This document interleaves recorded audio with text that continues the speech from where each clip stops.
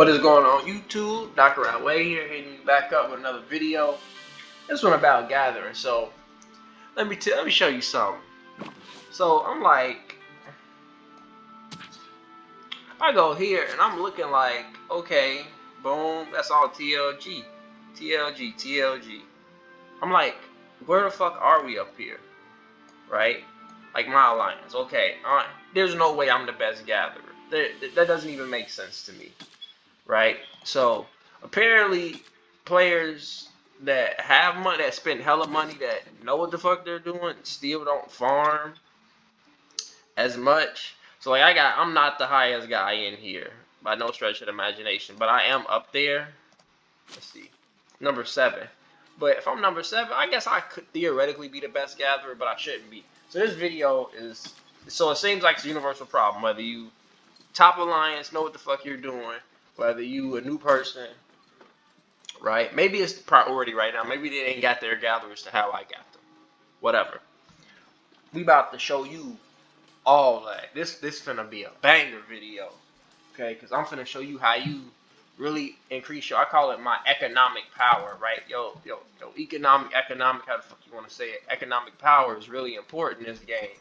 Because if you ain't got the corn, the wood, stone, gold, you can't do shit. Can't train troops, can't heal your troops, can't do buildings, can't do tech, nothing.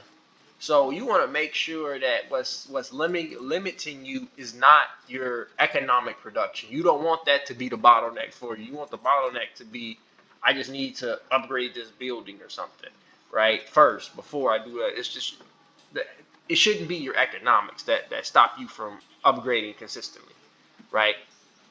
And if you start farming very, very early, you can start getting a lot further, and you'll reach a point where you do need to slow down and farm up resources and stuff like that. But that shouldn't really happen until City Hall 1920, right? That way you have to say, oh, damn, I have to slow down, and farm. You should already be accumulating this wealth, right?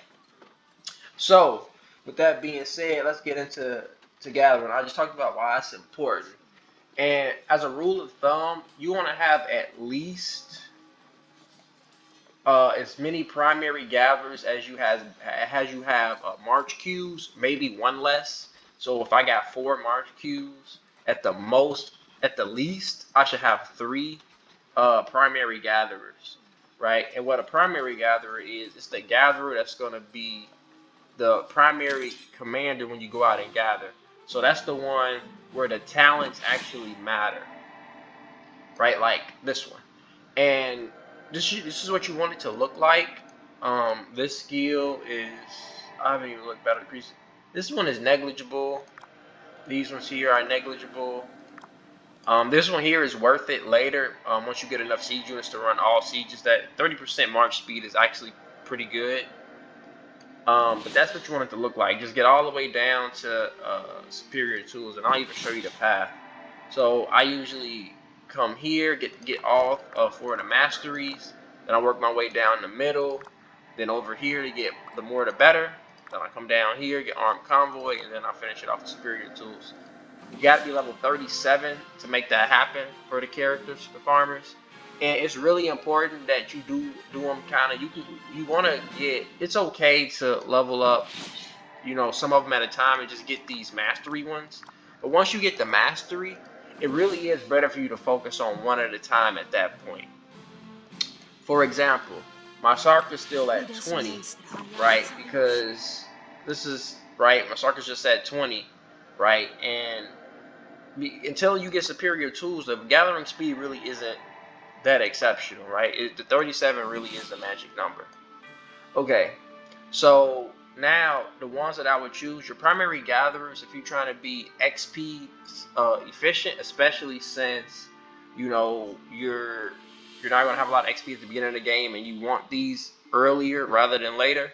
And on top of that, it takes a lot longer for like legendary and epic gatherers to get the sculptures for them to increase the gathering speed, load bonus, and stuff like that. You really want to work with these guys here. So the main ones is Centurion. Get him first. Get him a 37 first because he's advanced. It's really, really quick, right? Unlock his third skill, right?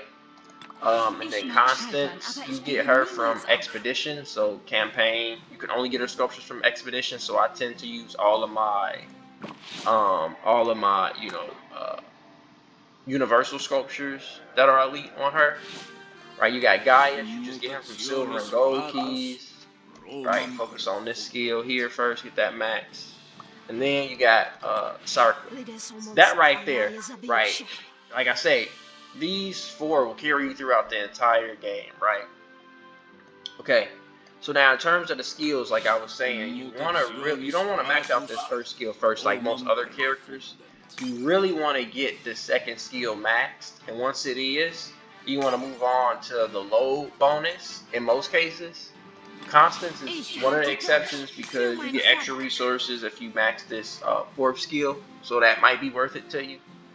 And if you don't know how to skill lock stuff, you can skill lock stuff using this. So right now, you can only upgrade the first skill. If I go to 2, I can upgrade the first and second, but the first is already maxed. And then here, I can unlock. It'll unlock the second, third, or fourth skill, but I'm still working on getting this one maxed first, so I want that gathering speed. So back. Okay. Now you want to pair secondary gatherers with them, and that's kind of where the epics and stuff come in. So as free-to-play players, I mean, you may be able to get a gold key, get gold keys, and unlock these guys. Cleo's can actually be unlocked free-to-play through certain events, like the strategic reserves is easy. Like anybody can win that, like literally anybody. Get sculptures for her. And like again, you really just want to get them to 2-star, right? Get that second skill, whatever skill increases the gathering speed. And then you don't have to really put talents into them because the talents don't matter on the secondary, right? Only the primary gatherer talents actually matter because it's a lot less XP to upgrade these guys. That's why you do that, and then just use these as secondary. So what does that look like? Right, I got all these farms, so like she's a primary farmer, primary, right? Primary farmers, got the talents for it, and then I got, you see, the secondary guys, the ones that aren't leveled up as much, and like quite literally, these guys will be at level 10 for the majority of the time that I probably play within, I would assume, the next two to 3 months, right? Because I'm not gonna waste all my XP on some legendary gatherers. I want to use my XP on legendary heavy hitters, support, my garrison commanders, stuff like that. So, I mean, it is a pretty decent investment, but I promise you, it's worth it. When you're raking in 10 million, 20 million resources in a day, like I could run up 10 million resources per day right now if I really gunned it.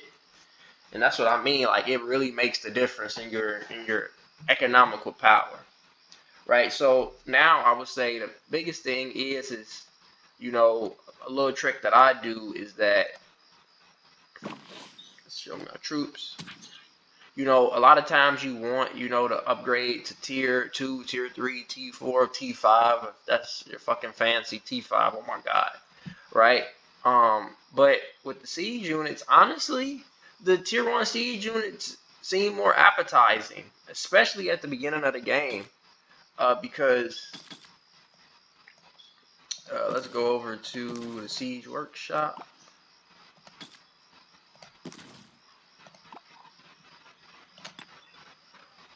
Oh, not that. I had to. Okay, so this can carry 20 load, right? The tier 1.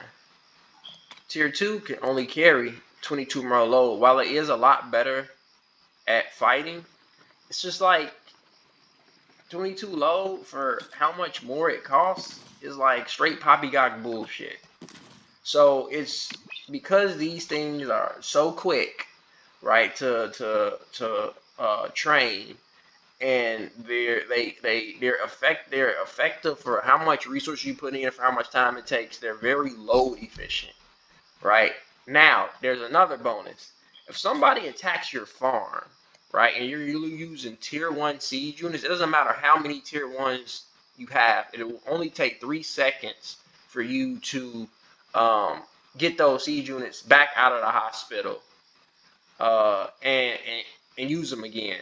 Whereas if you were using T2 or T3 siege units, it's gonna take some time for them to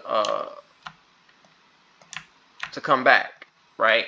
So that's like a no-go for me, because if somebody hurts your ability to increase your economic, power, no, that hurts you more than people think it is. You literally, wars in this game is won really not by how many troops somebody has, how many expertise commanders. It really comes down to how much you got in your bank to keep healing troops once they are severely injured. How many troops can you train, once they die? And the first person that says my hospital bill is too high or the price is too steep, that's when they gotta tap out. It's just that simple. Having those high commanders help protect your troops, but at the end of the day, you're still paying for something. Right, so that's how you want to think about it. The gatherers are a very crucial, crucial piece of the puzzle, right? Without this, you can't do shit, and I really do mean you can't do shit. I repeat, can't do nothing. Amen. So that's pretty much it. Now, I will say that if you're online, send out your farms, and then with the farming especially, it's easy because you can sign on, right? Every hour, every 2 hours, takes no more than 4 minutes to send out all of your farms, and then check back in again. So this isn't something that you got to be actively watching at all. I'm sitting on here and I'm watching and stuff. I'm not watching. This stuff takes, right, so send us out an hour and 15 minutes. I'll just come back in an hour 30 minutes. It's not no big whoop. I like to send them all out at the same time, then come back at the same time. I mean, it is more efficient if you did watch it, but bullshit. I'm not finna stay on this thing all day. Not all day, right? So there you go. There's also an extra bonus thing you can do. You can pop these gathering speed bonuses. They are worth it. Oh my goodness, they're worth it. The gathering is good. You can get them from not this shop, the courier here. You can get them from here. You can get them with resources. You don't gotta pay gems or no bullshit like that. I mean, you can. Sometimes it'll say gems, but you can get them where it just resources like 9. I think it's like 90k food or wood or some shit like that. Real easy. And like I said, that's it. Please, please, please. I hope my alliance watches this video too. Man, get y'all gathering up, man. Get y'all gathering up. Y'all ain't collecting no resources out here. Hopefully this helped, and I'll see you in the next video. Become a master governor.